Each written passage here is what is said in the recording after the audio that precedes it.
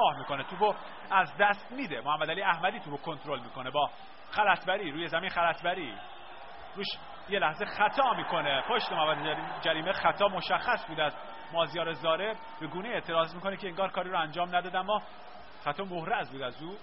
دور است البته توپ از دروازه ملوان. پشت توپ علی کریمی، هم چهارمی پنجمی بازیکنه تو فوتبال ما با نام علی کریمی که بازی میکنه. پشت توپ علی کریمی و حاج صفی. معمولا حاج صفی این ضرباتو میزنه با سابقه ملی برای سپاهان. حاج صفی بلند ارسال میکنه جایی که کسی نیست و حسینی درون دروازه ملوان توپو کنترل میکنه. فعلا که تیم فیروز کریمی تیم حسین فرکی رو 1-0 پشت سر گذاشته. اشتباه ساده و خیلی ابتدایی از ابوالحسن جعفری توپو راحت از دست میده. سپاهانیا بلند به زمین ملوان، اونجا مدافع مرکزی ملوان کنعانی زادگان ضربه اولو میزنه. بازم کریمی میاره به سمت چپ با خلطبری، کنترل از خلطبری، کوتاه بازی میکنه. خلطبری راحت دریبل میزنه. حالا بلند توی محوطه جریمه ملوان، ضربه اولو ملوانیا میزنن و سید حسین حسینی سنگربان ملوان توپو کنترل میکنه. 23 دقیقه و 35 ثانیه از بازی سپری شده. 1-0 به سود ملوان. بلند میفرسته توپو به زمین سپاهان. سنگربان ملوان توپ میرسه به زمین، میخوره، پله میشه، میخوره به زمین و میرسه به شهاب گردان.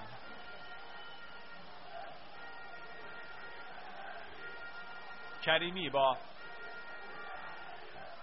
یارو شماره 33 سعید قادیفر، مدافع سمت چپ سپاهان، میبره به مرکز زمین، میاره به عقب‌تر با 6 محمد علی احمدی. بازی در خط دفاعی سپاهانیا، تیم زردپوش میدان. هادی عقیلی در مرکز خط دفاعی، بازم صاحب توپ. سعی میکنن بازیداری بکنن سپاهانی ها. حالا کریمی هافبک تدافعی سپاهان میبره به سمت چپ. عزیز معبودی توپ رو قطع میکنه. فرصت برای ملوان در سمت چپ با پژمان نوری بازی میکنه. عزیز معبودی، نوری به عقب‌تر با عزت پورغاز. در مرکز خط دفاعی ملوان کنعانی زادگان میاره به سمت راست با ابوالحسن جعفری. او بلند برای رضا اعتمادی. کنترل اعتمادی اصلا خوب نیست، راحت تو از دست میده. قائدیفر کنترل میکنه، تو به بیرون میره. 25 دقیقه از بازی سپری شده.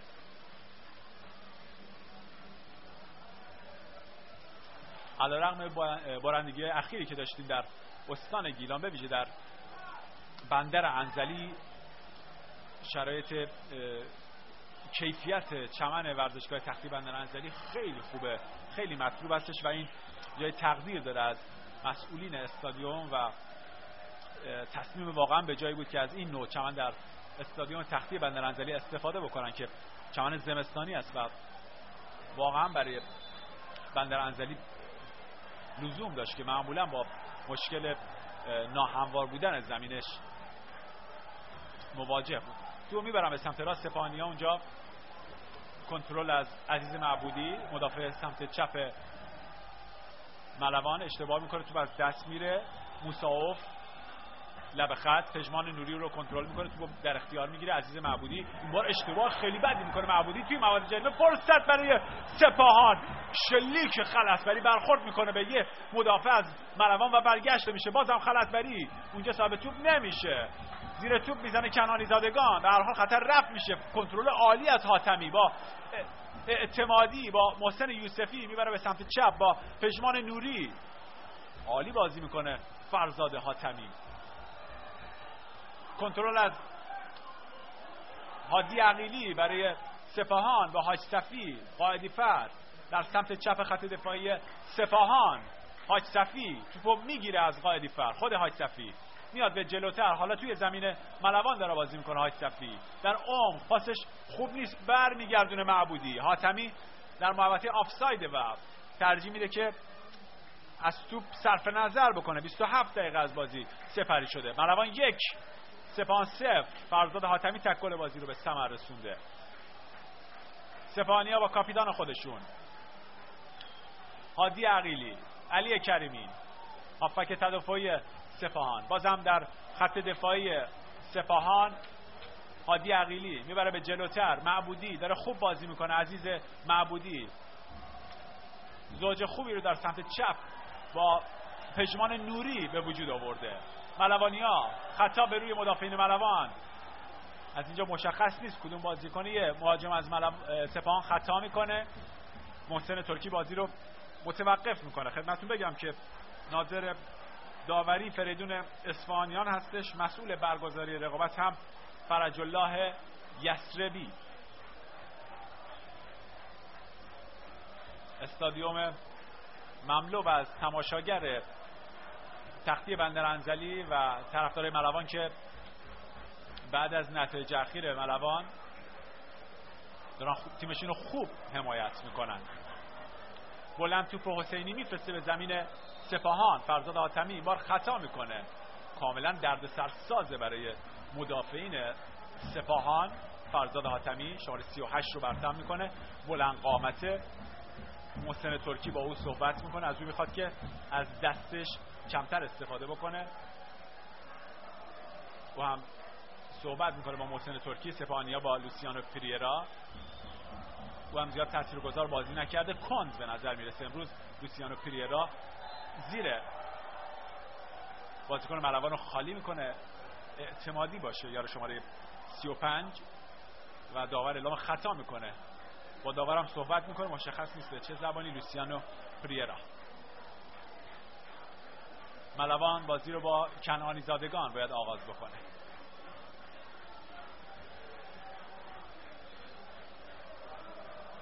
خود کنعانی زادگان در مرکز زمین بلند میفرسته به محوطه جریمه سپاهان. شهاب گردان تو کنترل میکنه. 29 دقیقه از بازی سپری شده. نیمه اول بازی سپاهان ملوان 1-0 رسید به میزبان ملوان. هاشصفی در مرکز زمین کنترل میکنه برای سپاهان. اشتباه میکنه. آبشک تک ضرب راحت بازی میکنه. آبشک فکر میکنم ضریب اشتباهات آبشک در این بازی 0 بوده. هیچ توپی رو تقریبا از دست نداده.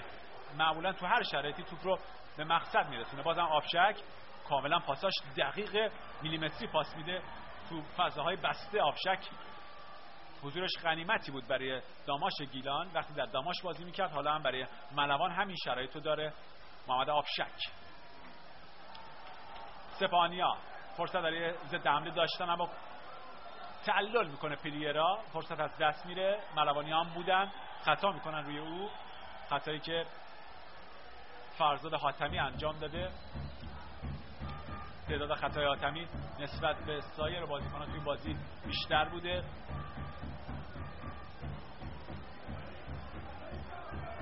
از اینجا که من میبینم فکر میکنم بلند قامت ترین بازیکن زمین هم باشه. مازیار زاره هم روی زمین افتاده. احساس مصدومیت میکنه روی نیمکت خودش. امروز ملوان داره فیروز کریمی داره بازیکنایی رو که بخواد استفاده بکنه در صورتی که کسی مصدوم بشه. ایمان صادقی که سنگربان هست یار شماره 1.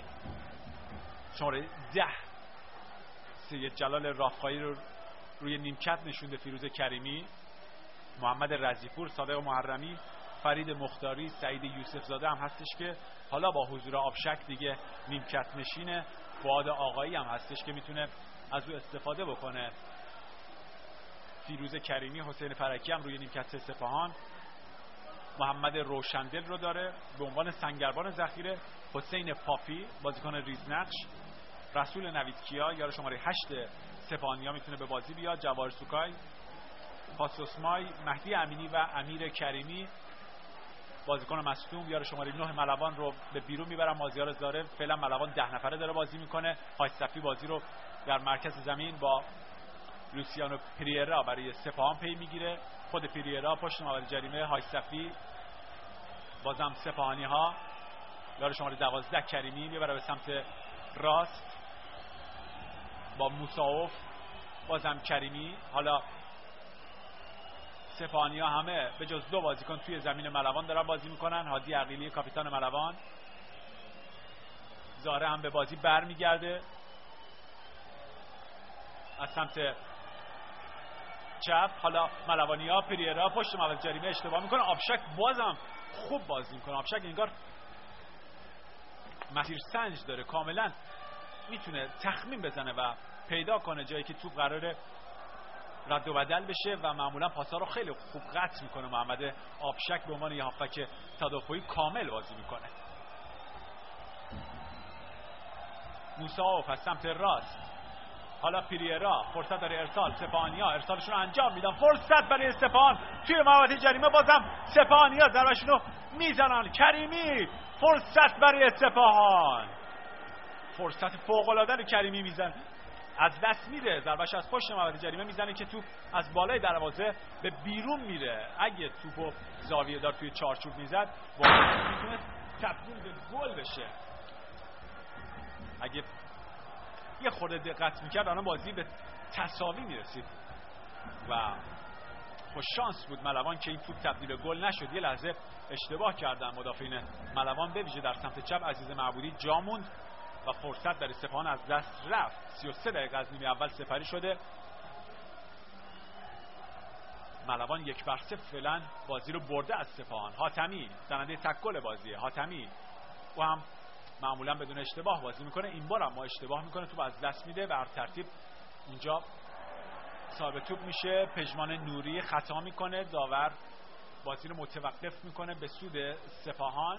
سپاهانیا به سرعت بازی رو آغاز میکنن. موساوف از سمت راست، اینجا یه لحظه روش فشار میاره پژمان نوری، پرتاب برای ملوان. عزیز معبودی از سمت چپ، خود معبودی، داور از اون میخواد که به عقب‌تر بره. معبودی توپو فعلا در اختیار داره، بازی رو آغاز نکرده. پرتاب از عزیز معبودی با فرزاد حاتمی، حالا محسن یوسفی به عنوان هافبک تهاجمی داره بازی میکنه. محسن یوسفی که معمولا عادت نداره تو این پست بازی بکنه، اما فیروز کریمی از او پشت دو مهاجم خودش استفاده کرده. بازیکن مازنی ملوان، بازیکن سابق باشگاه استقلال تهران. محسن یوسفی یار شماره 13 چپ پاست، معمولا ضربات کرنر و ضربات آزاد خوب ارسال میکنه. پشت رضا اعتمادی و فرزاد حاتمی بازی میکنه. از او عقب‌تر هم برای ملوانی ها پژمان نوری و مازیار زاره بازی میکنن. از اون عقب‌تر آبشک، فرصت برای ملوان، حالا حاتمی، داور اعلام خطا میکنه. اونجا خواست ضربه برگردون رو بزنه، پاشو بیش از اندازه بالا آورد. داور اعلام بازی خطرناک میکنه روی هادی عقیلی از مدافع پیشتاخته ملوانی ها، کنعانی زادگان. او و عزت پورغاز دو مدافع مرکزی ملوان هستن. در سمت راست ابوالحسن جعفری، در سمت چپ عزیز معبودی. آبشک جلوی اونها، جلوتر از آبشک مازیار زاره و جلوتر از او پژمان نوری در سمت چپ. در سمت راست تقریبا یا در مرکز زمین برای ملوان محسن یوسفی، جلوتر از اونها هم در خط حمله ملوان رضا اعتمادی با فرزاد حاتمی. عزیز معبودی، حالا مازیار زاره 1-2 جواب نمیده، تو از دست میره. موساوف برای سپاهان، حالا پریرا پشت محوطه جریمه عالی بازی میکنه، یه لحظه ریزه‌کاریش خوب بود. حالا علی کریمی میاره به سمت چپ با 33 قائدی فر، مدافع سمت چپ سپاهان. قائدی فر به عقب‌تر با 6 محمد علی احمدی.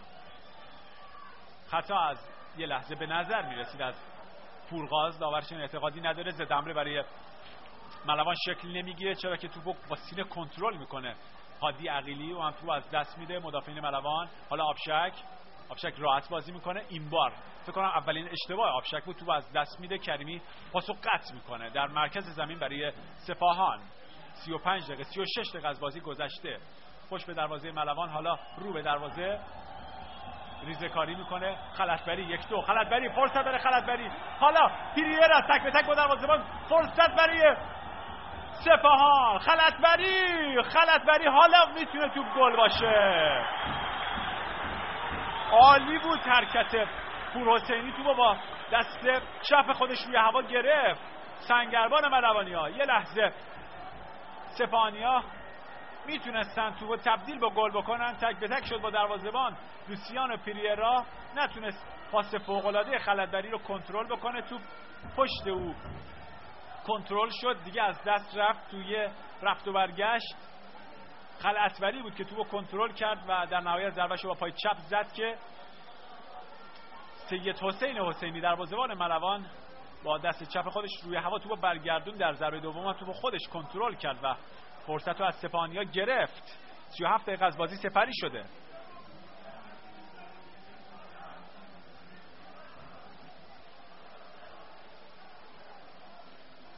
ملوان کاملا داره شجاعانه بازی میکنه، بازی هیجان داره و کم اشتباه تیم ملوان. فعلا هم که رقیب مدعی خودش سپاهان رو 1-0 در تختی بندرانزلی پشت سر گذاشته با تک گلی که فرزاد حاتمی دقیقه 15 به ثمر رسوند.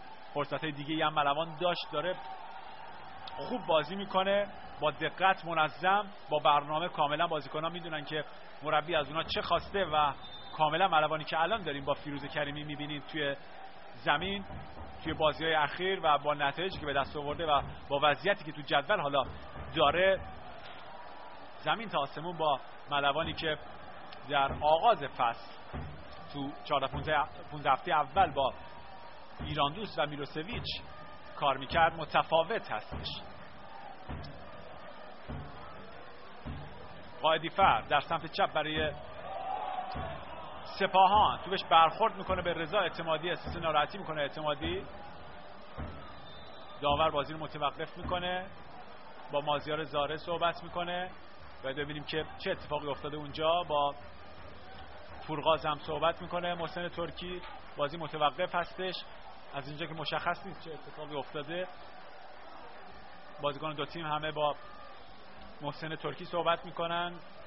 مازیار زاره اونجا اخطار رو داور از جیب خودش کارت زرد رو بیرون میاره و نشون میده. فکر میکنم به پژمان نوری یا آبشک هستش که اخطار رو از داور گرفته. مشخص نیست که چه اتفاقی افتاده. به هر ترتیب فکر میکنم که کلامی رد و بدل شده باشه، اتفاقی که توی زمین نیفتاد. پژمان نوری داره اعتراض میکنه. توی زمین رفته کاملا، فیروز کریمی کاملا یه 2 متری توی زمین هستش. به نظر میرسه که بعد از اینکه مصدوم شد آبشک و با اجازه داور زمین رو ترک کرد، بدون اجازه او وارد زمین شد. یه لحظه فکر میکنم تمرکز نداشت روی اینکه باید از داور اجازه بگیره. حواس پرتی بازیکن بود که اینجا کار دستش داد و یه اخطار رو دریافت کرد. محسن ترکی هم کاملا حواسش به بازی بود و بازیکن خاطی رو با کارت زرد جریمه کرد. آبشک. حالا پژمان نوری میخواد دیر به دو طرفه رو بزنه. یاد جوونی‌های خودش کرده پژمان نوری. خیلی انرژیک بازی میکنه، انگار نه انگار که دیگه در مرز 35 سالگی است. فرصت برای ملوان. اونجا فرزاد حاتمی کاملا با ترس و لرز بازی میکنن مدافعین سپاهان. حتی هادی عقیلی وقتی فرزاد حاتمی میخواد که به سمت توپ بره، تم به کورنر میده این بار هادی عقیلی در مقابل فرزاد حاتمی. ضربه کورنر رو ملوانی‌ها باید بزنن. های صفی با کمک داور صحبت میکنه. های صفی فاصله رعایت نکرد، داورم اهمیتی نمیده، ضربه کورنر از دست میره. کورنر رو کوتاه خواستن آغاز بکنن ملوانی‌ها. اونجا های صفی که کمتر از نیم متر فاصله داشت با نقطه کورنر توپو گرفت، خطا بود. اما داور به هر حال ادامه بازی رو اعلام میکنه. همین فرصت رو میده به سپاهان از سمت چپ. سپاهانی‌ها با مهدی شریفی چیزی رو از اون ندیدیم. شریفی ارسالش هم خوب نیست، راحت توپو برمیگردونه. فورغاز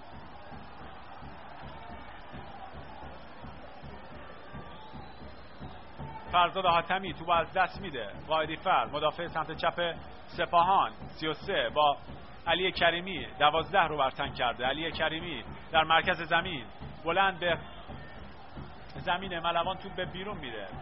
کنعانی زادگان است که توپو کنترل میکنه. توپ به بیرون میره. پرتاب با ابوالحسن جعفری برای ملوانی ها. 41 دقیقه از بازی سپری شده. ملوان 1 سپاهان 0. آبشک به عقب با کنعانی زادگان ضربه اول رو روی سر حاتمی میزنن. کنترل خوب از زاره، محکم بازی میکنه. حالا لوسیانو پیریرا راحت جا میذاره پژمان نوری رو، اما محسن یوسفی به کمک نوری میاد تو کنترل میکنه. عزیز معبودی اومده به مرکز زمین. مازیار زاره، پژمان نوری میره بلافاصله جای معبودی رو پر میکنه، اما توپ از اون میگیرن. با هوش بازی میکنه مازیار زاره. بلافاصله وقتی دید معبودی اومده به جلوتر، خودش فهمید که باید بره به خط دفاعی ملوان و پوشش بده. جعفری در سمت راست، حالا در عمق برای فرزاد حاتمی. بازم حاتمی رها میکنه چون در آفساید بود.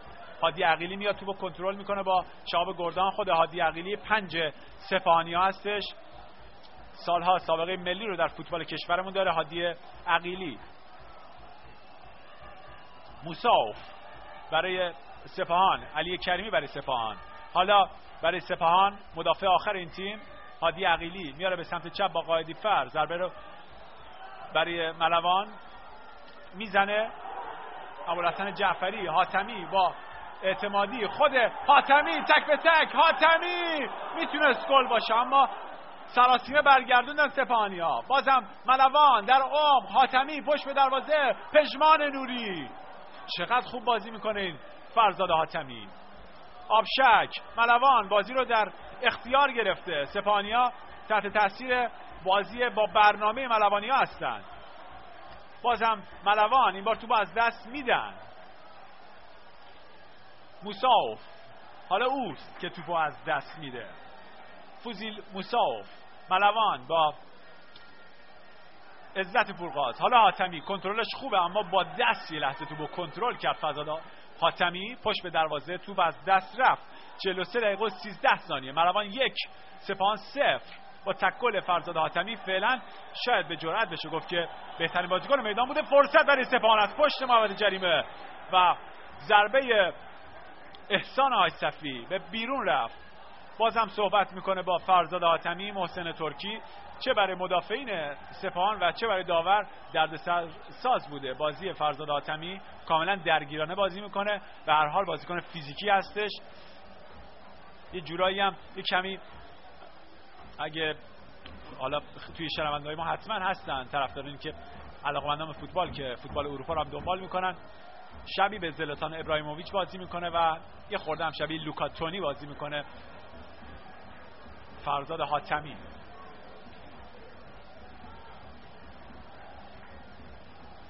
هادی عقیلی میاره به سمت چپ با قائدی فر.